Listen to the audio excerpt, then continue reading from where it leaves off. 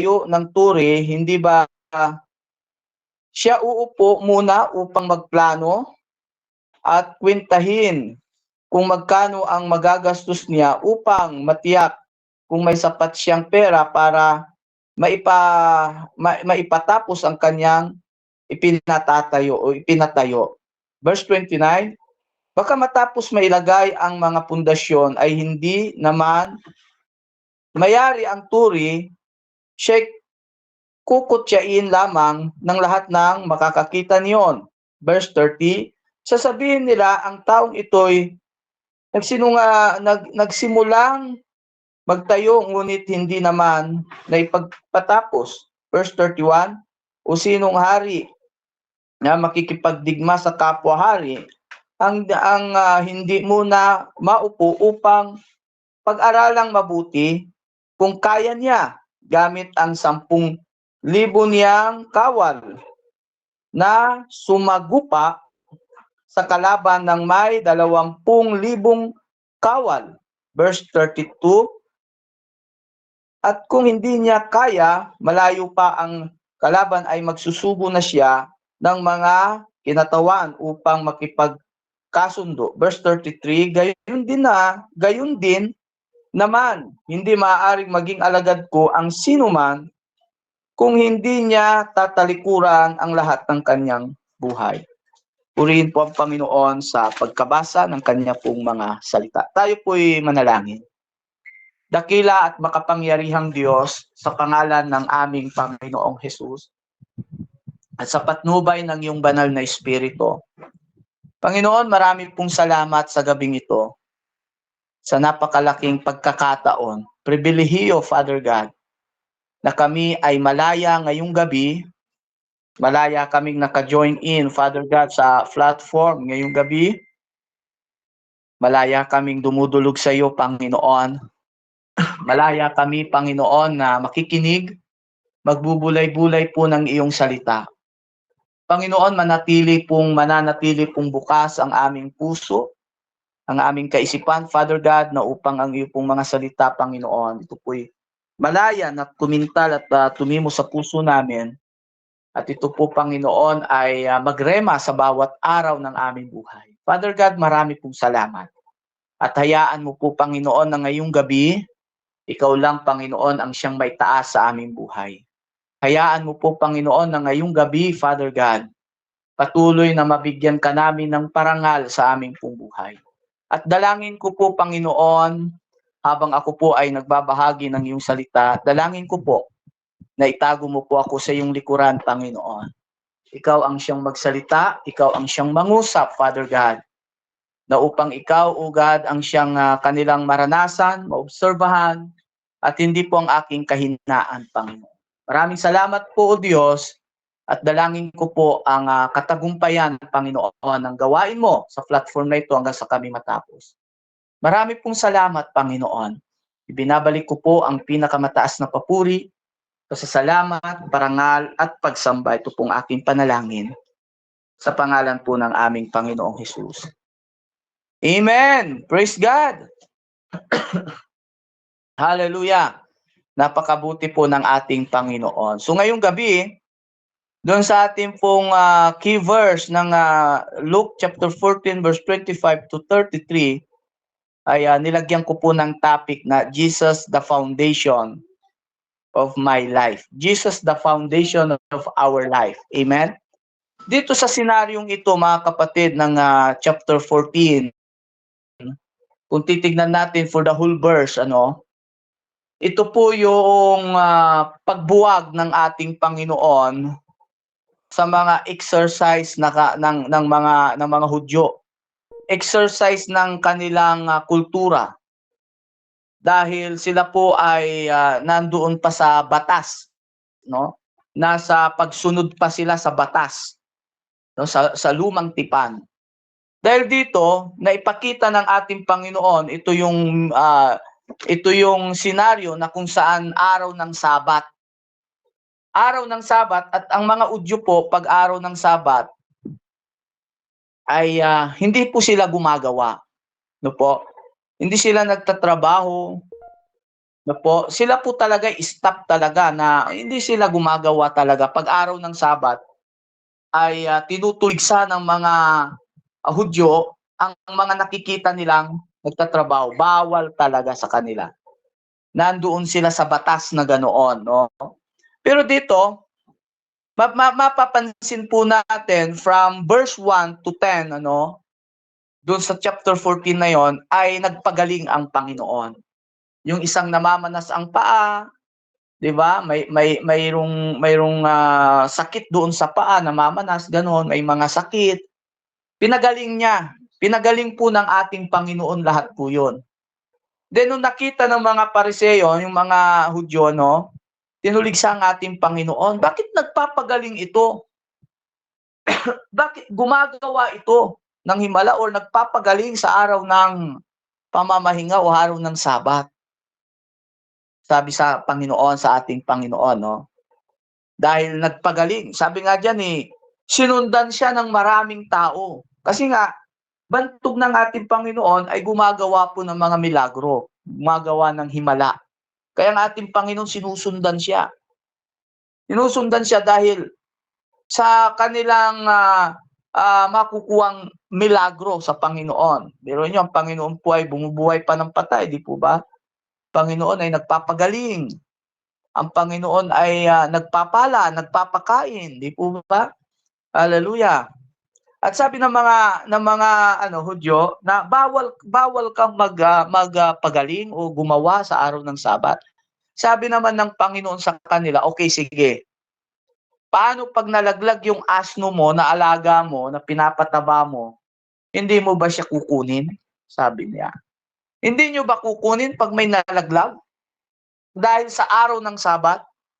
So dito, mapapansin natin na ang gusto ng Panginoon, no, ay baguhin yung kultura ng nakasanayang batas na dapat ang maging kultura po, hallelujah, until now, dapat ang pundasyon natin sa ating buhay, walang iba ang ating Panginoon. Dapat ma-exercise sa panahon natin ngayon, Jesus the foundation of our life. Jesus the foundation of my life. Di po ba? Doon sa ating key verse, matindi. Hindi ka magiging alagad ko, sabi niya Kung hindi ka magiging alagad ko, ang sino man ay hindi magiging alagad ko kung may mas hihigit pa.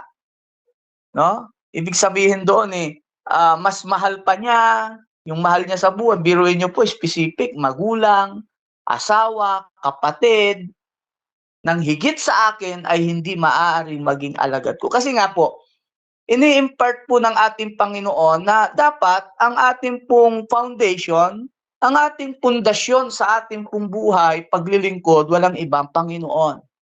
Amen. Hallelujah.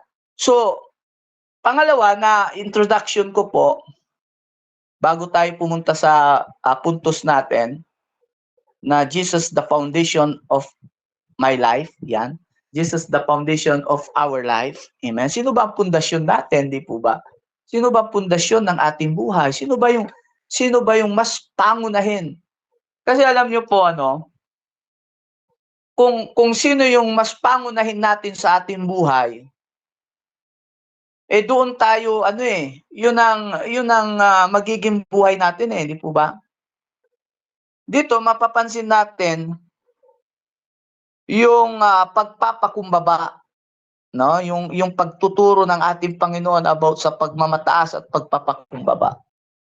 Sabi ng Panginoon, ang nagpapakumbaba itinataas ng Panginoon, at ang nagmamataas ibinababa ng Panginoon. Binigyan po niya ng senaryo yung kanyang mga alagad. Kapag ikaw ay dadalo sa isang piging, sa isang okasyon, no? Ikaw ay dadalo sa isang piging, yung kasiyahan. Huwag kang uupo kaagad doon sa upuan ng mga bulwagan, yung mga upuan ng mga VIP, ika nga. Kasi baka mamaya, hindi ikaw para doon. Sabi ng Panginoon, lapitan ka, hindi ka dyan dapat umupo, doon ka dapat. Kaya sabi ng Panginoon, kinakailangan umupo muna kayo doon sa may medyo malayo-layo, doon sa ano. Then pag napansin ka, doon ka umupo, parang gano'n. Ibig sabihin po yung humbleness, 'di ba? Yung humbleness yung tinuturo ng Panginoon. Kumbaga nagbigay lang po na ang Panginoon ng isang parabola. Amen. At ang sabi nga po niya, ang nagpapakababa ay tinataas ng Panginoon. Then yung pangatlong introduction ko po, mga kapatid, yung about talinghaga sa malaking handaan. No po. At ang sabi po niya doon sa from verse 11 or verse 10 hanggang 20 o hanggang 25, 24 ganon. Ito po yung sabi ng Panginoon, ano, pag ikaw ay naghanda, dapat ang imbitahan mo, sabi niya grabe si Lord, no, magturo. Ang imbitahan mo yung mga pingkaw, yung mga pilay, yung mga bulag. Ang point ni Lord is about dito sa ano, patungkol dito sa talinghaga, no, ng malaking handaan. Ang point ni Lord dito is yung pakainin mo, sabi niya, yung mga bulag, yung mga walang kakayahan, sabi ng Panginoon sa mga alagad, ano. Di ang ginawa ng mga alagad, kinuha lahat. Yung mga bulag, yung mga may kapansanan, maluwag pa.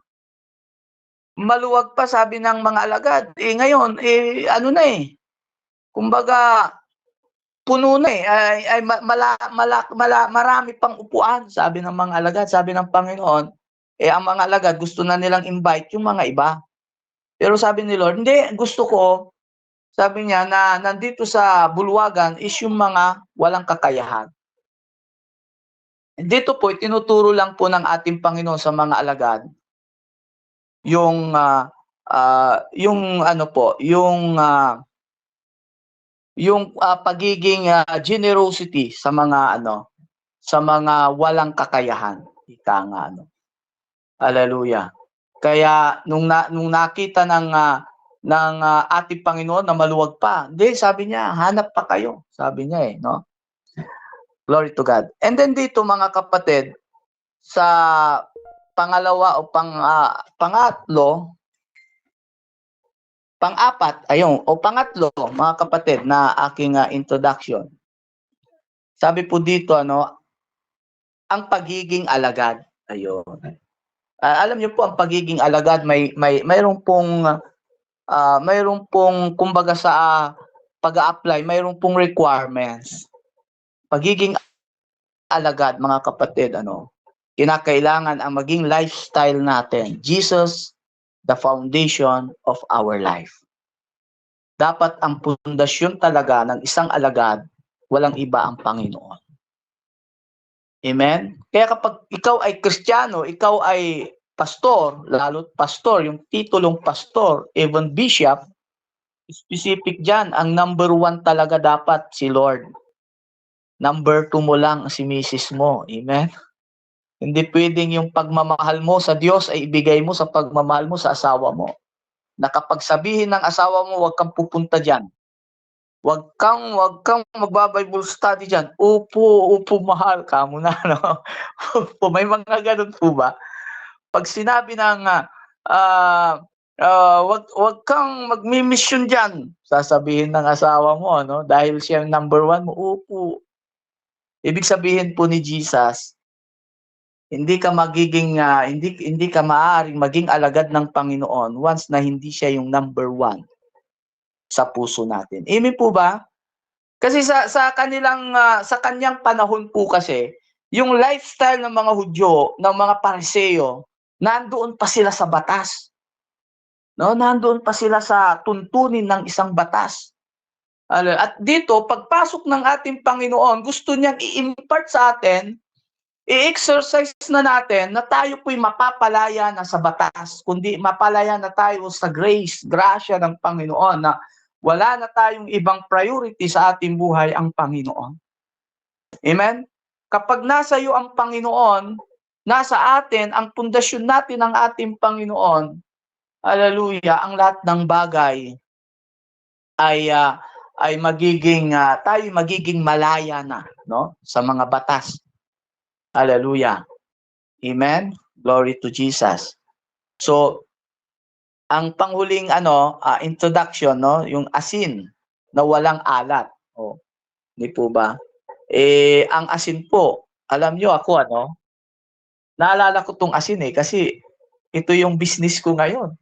Dati nung in-endorse sa akin ng asin, paano ko i-market yan? Sabi ko kasi nung hindi pa nagkakasakit si Mrs., medyo kahit papaano mayroon akong kaming naipong puhunan.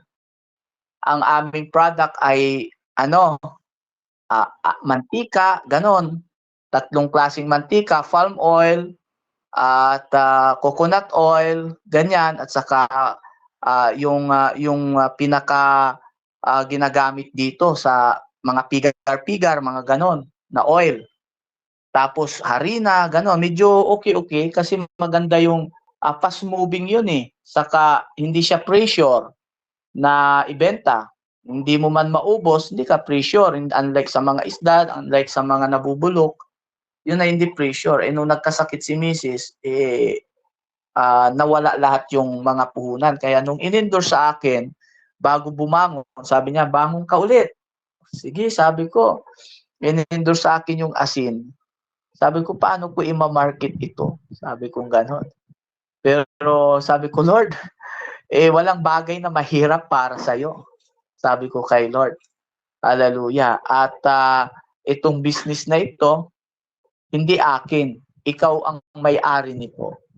Kapartner kita, Panginoon. Purihin ng Diyos sa asin, minsan pag nagbiyahe kami, 500 kilos, dala namin. Hallelujah. Salamat sa Lord, nauubos din. Pero maraming klase ng asin. Sa panahon ng ating Panginoon, wala pang wala yung hindi katulad ngayon sa kalsada may semento na, di po ba? Sa panahon ng ating Panginoon, ang ginagamit na pag-cultivate sa mga kalsada, asin. Dati hindi ako maniwala. Ang ginagamit nilang pampatigas ng lupa, asin. Dati hindi ako maniwala. Pero ngayon naniwala na ako kasi mayroon kaming product na asin na kahit yelo, aabutin ng 3 araw, lagyan mo ng asin. Grabe yung preservative niya, no? Yung yelo nga maghapon lang, tunaw na yan Pero may asin po na inilagay mo sa yelo, abutin ng ilang araw yan. Hindi po matutunaw yung yelo. Yes, yung ginagamit sa ice cream na may asin, di ba? Hindi po talaga matigas masyado yung asin na yon. Hallelujah. Tapos yung asin, ginagamit po yan noon na pampataba. Inahalo nila sa panahon ng ating Panginoon na pampataba ng lupa. No po? Hallelujah. Na kapag ang isang asin sa panahon ng ating Panginoon ay wala ng lasa, wala ng kwenta, tinatapon po yan, niyuyurak-yurakan na lang nila yan. Sa panahon natin ngayon, ang asin naman, specific, na ginagamit yan panlasa. No? Magbibigay sarap, magbibigay lasa sa niluluto natin. Kapag walang asin sa kusina, hirap tayo. Walang lasa, matabang, di po ba? At yung asin, pangalawa, sa atin, ginagamit po pang preservatives. Kasi nung mga panahon ng ating Panginoon, until now, nung panahon ng ating Panginoon kasi wala pang refrigerator Ginagamit nilang pang preservative yung asin. Pang cultivate yung asin. Hallelujah. Na kapag mayroong kalsada na hindi mo halos madaanan, asin ang ginagamit nila sa panahon ng ating Panginoon. Napakahalaga ang asin. No po? Kaya nga ito yung isa sa inillustration ng ating Panginoon. Yung kahalagahan ng asin. In spirit, sa spiritual po, dapat malasahan tayo na tayo mananampalataya. Ang hirap naman na, I'm sorry to say this, pero mayroon din kaming inatinan na anniversary noon ng church. Hanap kami, ikot kami. Asan dito yung bahay ni pastor ganito? Hindi nila kilala. Sa lugar na yun, yung tinanungan namin, kalapit bahay niya na hindi namin alam. Ang kilala na pala nila, hindi pastor kundi mananahi. Nakakalungkot minsan, na sa lugar natin, ano ba ang pagkakilala sa atin, di ba? Kapag nagre-represent na tayo asin, dapat kilala tayong mananampalataya. Amen po? Glory to Jesus. So, dako na tayo sa ating pong points. Mayroon po akong inilagay na 3 points. Hallelujah. Jesus, the foundation. Pundasyon talaga natin si Jesus. Amen? Pundasyon natin si Jesus sa ating pong buhay. Kasi kapag hindi si Jesus ang pundasyon natin, hallelujah, hindi magiging strong ang ating pananampalataya sa Panginoon. Bakit? Lahat ng gagawin natin, dapat si Jesus ang pundasyon natin. Kasi alam nyo po, nagsasawang isang mananampalataya, tumitigil ang isang mananampalataya, napanghihinaan ng isang mananampalataya na marami ng ginawang mga sakripisyo dahil hindi pala si Jesus ang kanyang foundation. Hindi pala si Jesus ang pundasyon niya. Amen? Hallelujah. Dahil nagsasawa siya eh. No? Halimbawa, for example, sa akin, naranasan ko na po dito sa mga Aldan. Sabi sa akin nung isang membro ko, member natin dito, okay naman siya. Sabi niya, sasagutin namin yung 4 months na upa sa church. 5,000 yung upa natin. Sasagutin namin yung 4 months. Nagbigay siya ng 20,000. Sige, pinadala sa akin, yung nakapangalan sa akin, then proceed to the treasurer. Kalaunan, ang gusto niya, every services, sasabihin ko, salamat sa nagbigay ng upa namin. Binanggit ko na. At susunod, hindi ko nabanggit, nagtampo. Sabi niya, dapat banggitin mo, pastor. Salamat! Sabi ko na naman. Hanggang sa gusto niya laging banggitin. Sabi ko sa kanya, kung ibinigay ng kanang kamay, huwag dapat malaman ng kaliwa para lalo kang pagpalain ng Panginoon. Dahil lahat ng ginagawa natin para sa Panginoon. Sabi kong ganon. Nung hindi ko na mabanggit, hindi na mabanggit doon sa announcement, ayun na, nag-post na. Hallelujah. Pinost niya, siniraan na niya ako, ganon-ganon. Naharap namin tuloy ang barangay. Sabi ko, di ba binigay niyo sa church, hindi sa akin? Sabi ko ganon. Ayun, na humingi ng sorry, ng tawad. Ang point doon mga kapatid, if sa ating paglilingkod, ang pundasyon natin sa buhay natin ang Panginoon, lahat ng gagawin mo, lahat ng ikikilos mo, lahat ng sasabihin natin para sa Panginoon. Amen? Sa mga sa panahon ng ating Panginoon, hindi ganon. Hallelujah. Hindi ganon yung kultura, hindi ganon yung nakasanayan ng mga Hudyo. Ang gusto nila, ipi-please sila. No? Hallelujah. Pero ang sabi ng Panginoon, kapag sabi niya, kapag ikaw ay nagpakain o sabi ng Panginoon, di ba? In illustration niya yung bulag, yung pingkaw, yung mga walang kakayahan para lalo kang pagpalain ng Panginoon, sabi niya. Amen? Hallelujah. Glory to God. Number 1, mga kapatid, the way of humility. Ang daan ng pagpapakumbaba. The way of humility. Tayo po, once na si Jesus ang pundasyon ng ating buhay, mayroon tayong kapakumbabaang puso. Hindi ka nakakatakot. Amen. Although appearance mo, nakakatakot, appearance mo parang hindi ka pauhuli ng buhay. Hallelujah. Pero pag ginulat mo, ay! Gaganon kagad Hallelujah. The way of humility. Hallelujah. Kumbaga, alam mo yun, yung bang pag nakita ka magaan ang kalooban. Amen. Hindi ka nakakatakot or hindi ka ano man tawag dito. Yung panatag ka lang sa kanya. Amen. Dapat ganun po tayong mga mananampalataya, sabi ng Panginoon. Hallelujah. Yung daan ng pagpapakumbaba. Yung daan ng pagpapakumbaba. Alam nyo, sa totoo lang, mayroong pong mga mananampalataya na ngiti pa lang niya, nakakapawi na ng pagod. Yes.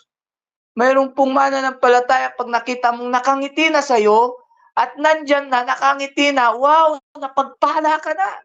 May mga ganun po. Amen? Hallelujah. Pag naranasan nyo na po ba, problemado ka, Lord, hallelujah, katatapos mo lang mag-pray, tapos biglang dumating yung kapatid, wow, hallelujah. Bigla kang tinawagan, lungkot na lungkot ka, di ba? Naranasan nyo ba yung ganon? Na lungkot ka, parang nalulungkot ka, ganon. Biglang dumaan yung lungkot sa puso mo, tapos biglang tumawag yung kapatid, uy, nawala yung kalungkutan mo. Napawi lahat ng kalungkutan mo, napalitan ng kasiyahan. Amen? Kasi po, may kapakumbabaan. Mayroong way of humility. Amen? Yung buhay natin. Ganun po ang isang mananampalataya na ang pundasyon niya ang Panginoon. Yes, ramdam po yan.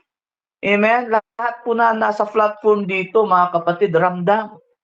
Pag tinawagan lang ako, tinawagan lang tayo. Nasisiyahan na kaagad tayo. Nawawala na yung pagod natin. Sulit na kaagad ang maghapon natin. Amen? Sulit na kaagad kahit lang yung, hello, kumusta? Diba? Minsan sulit na kaagad kasi may anointing. May pagpahid, may pagsama ng Panginoon. Amen? Hallelujah.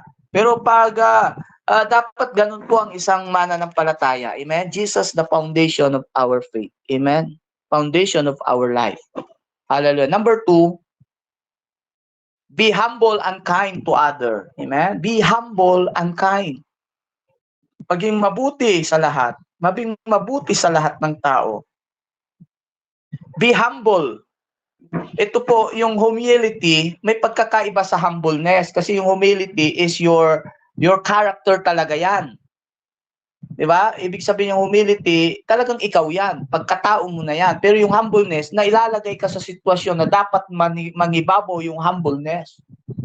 Amen? Dapat yung nasa sitwasyon ka ng actual, nalalabas na ikaw ay tunay na humble. Be humble. Sabi nga ng Panginoon, di ba? Hallelujah, sa isang piging. Huwag kang uupo ka agad doon sa VIP, sabi niya Upo ka muna doon sa kasi baka mamaya may umupo doon na paalisin ka pa, parang gano'n illustration lang ni Lord yung gano'n. Hallelujah.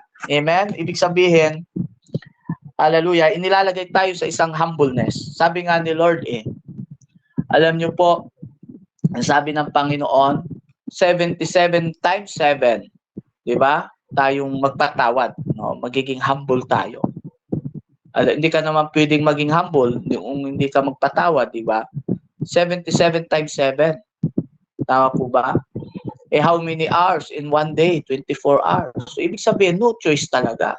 Ikaw talaga ay dapat malagay sa humbleness. Kasi Lord, bigyan mo ako ng kapakumbabaan. Di ba? Yung humbleness. Bigyan mo akong humble and kind. Hindi ka naman bibigyan ni Lord na ikaw ay magiging humble and kind. Hindi. Ilalagay ka talaga sa sitwasyon na ikaw talaga ay mangibabaw yung fruit of the humbleness mo, yung humbleness and kind mo sa ibang tao. Hallelujah. Amen. Ilalagay ka sa gitna ng kaaway mo. Sige. Ilalagay ka sa gitna ng ayaw na ayaw mong makita. So, di ba? Lord, nagpe-pray po ako maging humble ako and kind, pero nakasalubong ko na naman yung umagang-umaga. Minsan may mga ganun po ba, di ba? Hallelujah. Mangingibabaw yung humbleness dapat. Amen? Sabi nga, pag binato ka ng bato, batuhin mo ng tinapay. Huwag ilalagay sa garapon. Pero ngayon ay moderno na po tayo. Hallelujah. No, technology na po tayo. Kaya pag binato ka ng bato, batuhin mo ng Paymaya, GCash, o di ba? Iwan ko lang mga kapatid. Amen? Batuhin mo ng Paymaya, batuhin mo ng, di ba? Hallelujah. Be humble and kind to others because Jesus, the foundation of your life. Jesus, the foundation of our life. Amen? Jesus, the foundation of my life. Hallelujah. All you have to do is to be humble and kind to others, whether you like it or not. Exercise. Amen? Ang hirap pong maging humble at kind, di po ba? Pero pipiliin natin kasi nasa Panginoon po tayo. Piliin natin, hallelujah, dahil nasa Lord tayo. Sabi nga ni Lord, pag hindi tayo nagpatawad, hindi ka rin patatawarin ng Panginoon. Amen? Dahil tayo ay nasa Panginoon na. Hallelujah. Always be humble and kind to others. Amen? So, alam niyo po sa totoo lang, kami pong mag-asawa ay sobrang blessed sa platform. Ang dami po naming mga platform. Opo, ang dami po naming mga platform. Mayroon po kaming platform ng madaling araw, alas 4 ng madaling araw. Mayroon po kaming platform ng alas 4 ng hapon. Mayroon po kaming platform ng alas 8 ng gabi. Mayroon po kaming platform ng alas 7 ng gabi. Loaded kami sa mga platform. Pero honestly, isa po ang platform natin na ang gaan ng pakiramdam po namin. Yes. Ramdam namin ang anointing. Ramdam namin yung tunay na pagmamahal sa platform natin. Hallelujah. Ramdam namin yung kind ng lahat ng nasa platform natin. Yan ay patunay na walang ibang foundation tayo kundi ang Panginoon. Amen? Hallelujah. Be humble and kind to others. And lastly, hallelujah, the cause of discipleship. Hallelujah. Ang kahalagahan ng pagiging disipulo ng Panginoon. Lahat po tayo disciple ng Panginoon. Lahat tayo tagasunod ng ating Panginoon. Amen? At lagi nating tandaan, sinabi ng Lord, na hindi tayo hindi tayo karapat-dapat na maging alagad kung hindi si Jesus ang pundasyon ng ating pong paglilingkod. Amen? Hallelujah. Kung hindi si Jesus ang pundasyon ng ating paglilingkod, hindi tayo maaaring maging alagad ng ating Panginoon. Amen po? Hallelujah. At marami po tayong nararanasan sa paglilingkod sa Panginoon. Marami tayong mga traveling, mga pagsubok, amen, mga paglalakbay sa paglilingkod. Minsan tinatry ng pagkakataon ng tadhana ang pagiging disipulo natin sa Panginoon. Yes. Hallelujah. Marami pong pagsubok, maraming pagkakataon. Pero once na tayo po ang pundasyon natin talaga si Jesus ang magpapalakas sa atin. Di ba sabi nga po, look unto Jesus, the author and the finisher of our faith. Di po ba? Tingin lang tayo sa Panginoon. Kapag dumarating po yung kalumbayan, dumarating po yung hindi natin naiintindihan ang sitwasyon, nauunawaan ang sitwasyon, dumarating yung pagkakataon na malungkot tayo dahil sa nangyayari sa ating buhay, lagi nating tandaan, tingin lang tayo sa Panginoon na siyang pundasyon ng ating buhay. Amen? At ipapaunawa ng Panginoon, hallelujah, yung kahalagahan. Bibigyan niya tayo ng kalakasan. Amen? Ipaparanas ng Panginoon yung kalakasan na mayroon tayo. Sabi ko nga po sa aming pagtitinda, naranasan ko po sa totoo lang, di ba? Ang isang sako kasi ng asin sa amin is 50 kilos. Yung binubuhat ko po yun, pero hindi naman yung buhat na kumbaga, ano lang siya. Dumating yung time, 10 bag yung dala-dala ko sa isang kulong-kulong. Siyempre mabigat yun. 50 times 10, 500 kilos yun. Hindi pa kami nakakalayo. Hallelujah. 2 bayan lang yung nalagpasan namin. Biglang pumutok ba naman yung gulong sa likod. Di siyempre, ang bigat nun. Sabi ko, naku po Lord, bakit? Sabi ko, pumutok yung paano yun? Alas 11 pa lang ng tanghali. Wala pa akong nabibenta. Pero sabi ko, Lord, sabi ko, umaawit ako, hallelujah, amen. Sabi ko kay Pastor Aisosa, kay Mrs. Mahal, baba muna tayo. Ibababa ko yung sin dito sa kalsada, dito ka muna, maiwan ka muna at papalitan ko ng gulong yung kulong-kulong natin. Sabi ko ganon. Pero ako po ay sabi ko, hallelujah, amen. Positive lang, be happy lang. Alam niyo yung sitwasyon na sisikapin mo na yung damdamin mo na hindi ka mamroblema. 'Di ba? Sisikapin mo yung damdamin mo na lalabanan mo na papalitan mo ng kasiyahan sa nangyari. Aba all things work together for good talaga. Dahil naghanap ako ng vulcanizing. Alam niyo po, purihin ang Panginoon, naplatang kami. Yung vulcanizing na nahanap ko, siya pala ang bibili ng mga asin. Grabe si Lord. Sabi ko, Lord, thank you. Hallelujah. Walang kahirap-hirap kumbinsihin. Sige, sabi niya, dalahin mo dito. Wow, Lord. Sabi ko, salamat, Panginoon. Di ba? Hallelujah. Minsan nandoon tayo sa sitwasyon na akala natin negative na. Di ba? Akala natin pero pala, may tawag doon blessing in disguise pala yung nangyari. Pawis na pawis ako, tagatak yung pawis ko, baba at ibaba ko at inaakyat ko sa kulong-kulong yung ganong karami. Sabi nga ng mga tao, grabe. Pero, hallelujah, dun sa lugar pa lang iyon, hallelujah, dun kami makakakuha pala ng mga client namin. Kaya, ang point ko po mga kapatid is, ano man sitwasyon ng buhay natin, hallelujah, tayo po ay disipulo ng ating Panginoon. Tayo po ay, alam niyo po, tayo po ay pinili ng ating Panginoon. At kinakailangan, exercise natin yung itinuro ng Panginoon na siya yung magiging pundasyon ng ating buhay. Amen?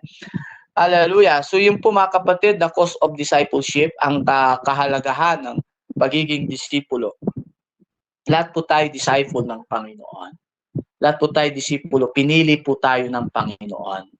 Amen? Tayo po ay, sabi nga ng Panginoon, kapag ikaw ay nasa Panginoon, sino ang pwedeng lumaban sa atin, di ba? Hallelujah. Lahat po ay may pag-iingat ang Panginoon sa ating buhay. Amen? Maging kumbaga sa computer ba? 'Di ba? Yung computer ini-upgrade mo or ipino-program mo sa gusto mo, 'di ba? Maging yung mind natin, yung heart natin, i-program natin. Hallelujah. No? I-program natin, i-sync natin na ang pundasyon ng buhay natin walang iba ang Panginoon. Amen. Glory to Jesus. So yun lang mga kapatid. Hallelujah. Jesus the foundation of my life. Amen. Jesus the foundation of our life, of your life. Amen. Number 1, the way of humility. Amen. Hallelujah. And then number 2, be humble and kind to others. And then the cause of discipleship. Purihin ang Panginoon sa buhay ng bawat isa. Tayo po'y manalangin. Ama namin Diyos na makapangyarihan sa lahat, salamat Panginoon sa tagumpay at katagumpayan at patuloy na pagtatagumpay ng iyong gawain. Salamat Lord sa gabing ito. Salamat Panginoon at patuloy Lord. Salamat sa buhay namin dahil bukas ay amin pong anniversary ni Mrs. Salamat Lord sa provision and protection mo sa amin, sa pag-iingat, sa kalakasan, sa katagumpayan, sa patuloy na pinagkatiwala mo sa amin. Maraming salamat po sa biyayang ito, Panginoon. Lahat ng bagay na ito'y biyaya lang, Lord. At hayaan mo po, Panginoon, na ma-program namin sa buhay namin na ikaw, Lord, ikaw lamang, Panginoon, ang pundasyon ng aming buhay. Maraming salamat po, Panginoon, sa platform at sa lahat na narito na kasama namin, Lord. Nagdideklara po kami ng protection and provision sa buhay ng bawat isa po sa amin. Maraming salamat po. Binabalik ko po, Panginoon, ang pinakamataas na papuri, pasasalamat, parangal at pagsamba. Ito pong aking panalangin sa pangalan ng Ama, ng Anak, at ng Espiritu Santo. Amen, amen, and amen. Thank you po. God bless po, mga kapatid. Amen. Maraming salamat po, Pastor Rodel, sa